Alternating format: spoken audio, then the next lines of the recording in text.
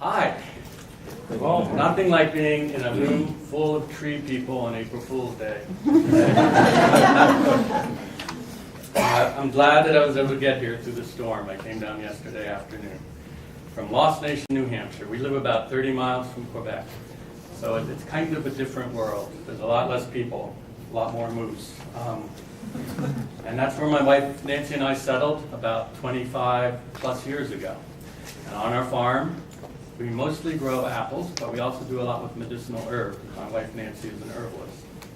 So you're going to see some threads of that herbalism weave into what I talked about today, because, well, let me tell you this.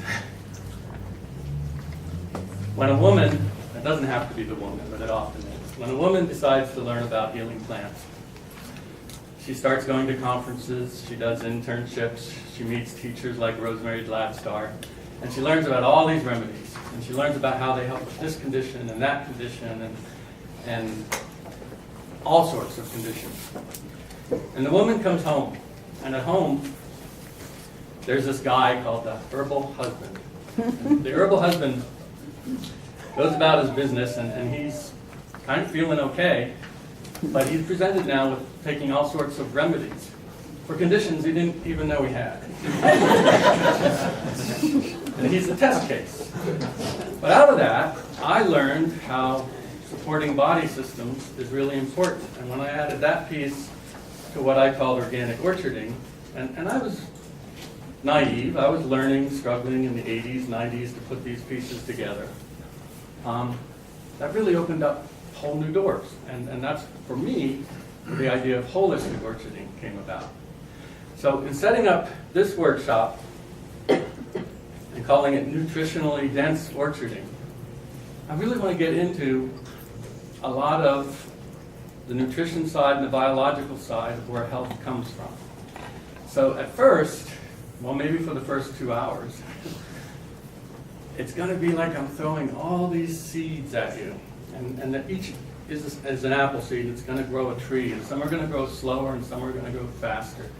And you might be a whip. This is your first season in the ground. You might be a veteran apple grower and you've been picking apples for years. Some of these seeds you're ready for, and some you're not. And that's okay. You just have to relax with it and let it happen. And hopefully we're going to end at a somewhat logical point of how to put all these different threads together to weave the tapestry of a healthy orchard.